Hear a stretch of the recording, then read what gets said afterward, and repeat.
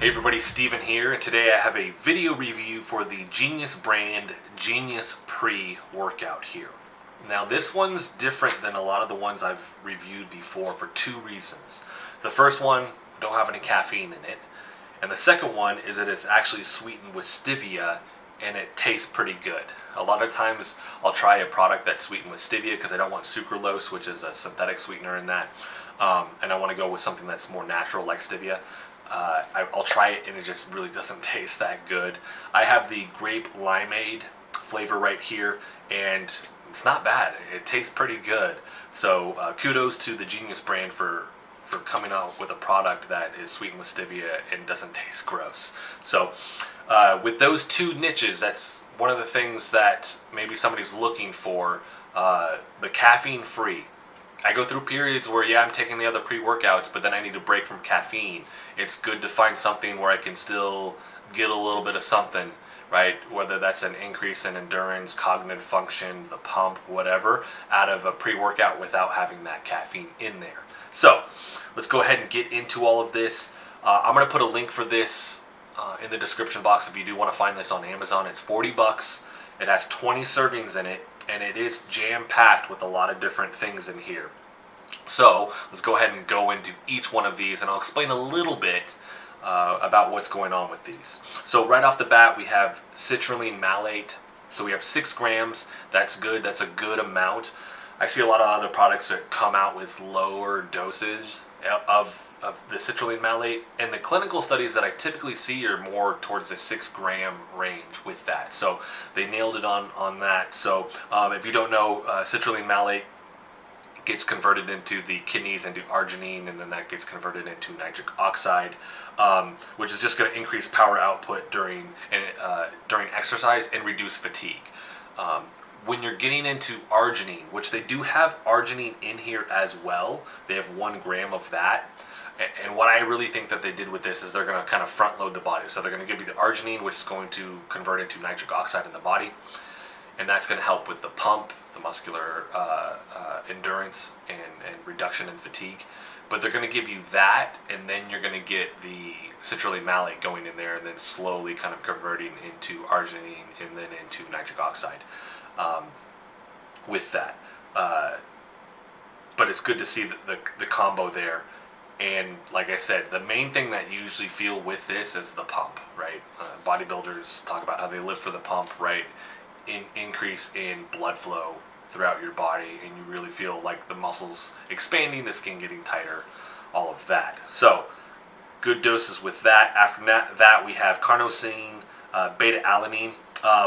2 grams. I usually see the studies at 2 grams, so that's good. And I will say that about all the stuff that they've put in here. For the most part, a lot of these are more at the clinical dose amount, and they're not just skimming some of that. A lot of times I'll see products where they'll actually put a small amount and then they'll claim all the health benefits when all the studies are done at a much higher dosage, right? They're trying to save money with that. Right here, they didn't really skim much on any of this stuff, which I like to see. So we have beta-alanine, muscular endurance. A lot of times this is the thing that's going to give you that tingling sensation, right? A lot of times people take a pre-workout and they're like, all right, my hands are tingling, I don't like this. If that is you and you don't know what it's been, it's usually the beta-alanine. You can get that from the nitric oxide to a degree just because of the increase of blood flow. Another big one is if they put niacin, right, in the, B3, niacin in the product, because that's going to cause a histamine flush, which will make you itchy and tingly, and then it also causes vasodilation on top of that. So you're kind of getting a combo of that. A lot of times you'll turn like beet red when you take a certain amount of niacin, and then you'll get the tingling sensation with that. So it's one of those things that's going to cause that for you, okay? But like I said, muscular endurance with this. After that, we have L-tyrosine. We have 1 gram of that. Precursor to stimulatory neurotransmitters. You're looking at focus, alertness, cognition with that, an increase in that. And that's one of the things that kind of stacked in this product. After that, we have the L-arginine. We already talked about that. After that, you have taurine for 1 gram. With the taurine, antioxidant, and it's a brain stimulant. So just looking at L-tyrosine and taurine, you're looking at 2 where they're going to have an effect on cognition. They're going to stimulate your brain. With taurine, you're typically seeing that in a lot of energy drinks. Monster, Rockstar, any of those other ones that are out there. Zions, I don't know if Zions has it in there, but a lot of them you are seeing taurine. Anywhere from 500 milligrams to 1 gram. 1 gram is what I usually like to see. A lot of these studies are done more on the 1 gram side. The tyrosine too, a lot of the studies are done more on the 1 gram side, so it's good to see that amount in there. After that, we have alpha size, which is 50% alpha GPC, 600 milligrams. And this is another one that kind of falls in line with the taurine and the tyrosine. Cognitive enhancing performances. So this is going to just increase cognition, right? And then one of the things that said on here is enhance human growth hormone production. Now the claims have been made against that. I didn't find an overwhelming amount of studies. I think that's one of those things where you're going to see more and more studies over the next 5 to 10 years with this. But so far, everything's very promising on that end. To what degree it actually increases production of human growth hormone, I have no idea. That's the other thing. Everybody's going to be a little bit different. They can't tell you the exact amount. They might be able to give you a range when more studies get done. But we got to wait for that information. After that, we have HICA, which is A-hydroxy isocaproic acid, 500 milligrams of that, which is essentially just lucic acid, right? Now with this, it claims to be anti-catabolic and it claims to be anabolic. There's just not enough research yet with this that I was able to find. The studies that they have done have typically been at the 500 milligram range. I'm going to put a link to the website I go to where I get a lot of this information, just because they funnel a lot of the information for me, and then they list the studies and I can go through there and actually look further into those studies if I want to kind of make sure that the claim with that is up to par for my standards, essentially. So so far, not an overwhelming amount of studies. It's good to see it in there, but because there's not a ton of studies, I can't say 100% for sure that it's doing anything for you. Like I said, it claims to be anti-catabolic and anabolic, but I'm not 100% sure because the studies aren't overwhelmingly positive on that. A lot of times what I'll see with supplement companies is they kind of want to be ahead of that. So because the initial handful of studies are saying, hey, this shows promise for being whatever, XYZ, they'll put it in their supplement and then kind of hope that the studies over the next handful of years come out saying that, hey, this is actually leaning more towards the fact that it's very, very likely or positive that those things are going on in the body, and it's for sure that actually happens. And then they can say, hey, we were ahead of the curve, right? We had this in our product the whole time. So it's not that it's bad that it's in there. It's just, like I said, there's not an insane amount of studies right now showing that it does that. Although there are a few, right? So if you want to look more of this up too, you can just click on the link that I put in the description box. You guys can start to search for some of this stuff as well. So we have that in there. After that, we have rhodiola rosea. We have 100 milligrams of that. The lowest I've seen in the studies is 50 milligrams. Typically for more of an acute higher dose, you're looking at 280 milligrams to 680 milligrams. It improves cognitive function, reduces fatigue. This is an adaptogen. If you don't know what an adaptogen, it's a term coined by Russian scientists when they were trying to figure out things that their Olympic athletes could take to help them improve performance.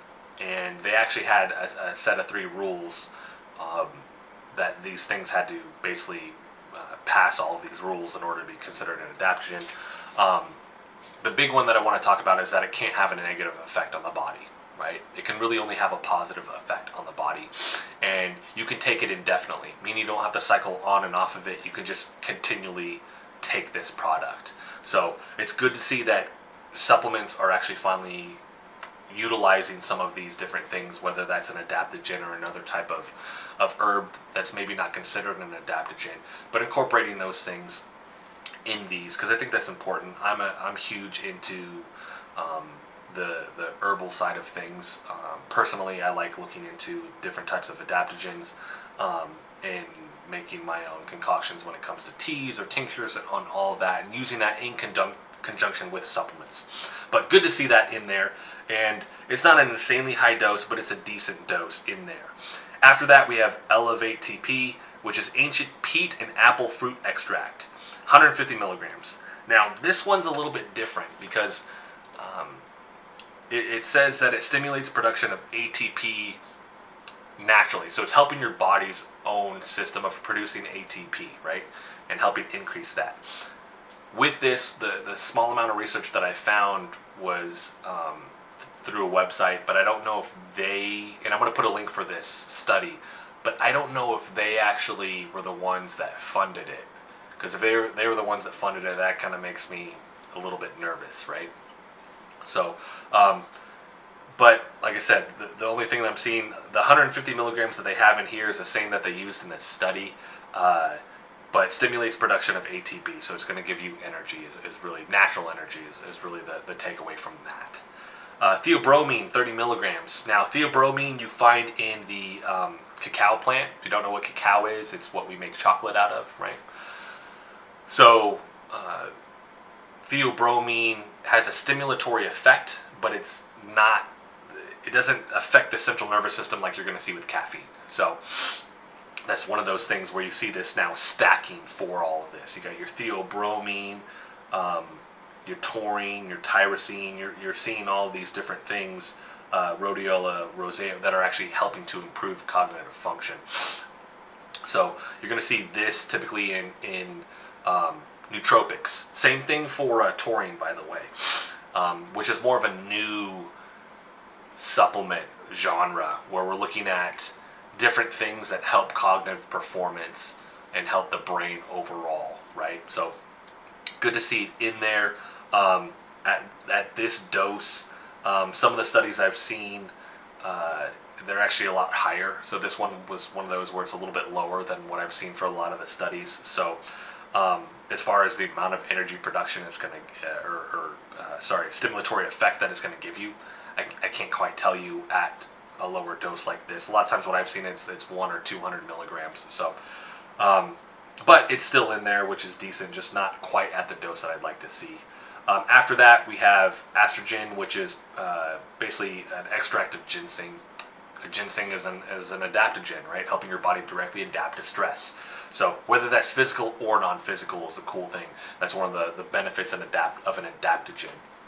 So 25 milligrams. I usually see higher. Same thing. I'm usually seeing 100 or 200 milligrams.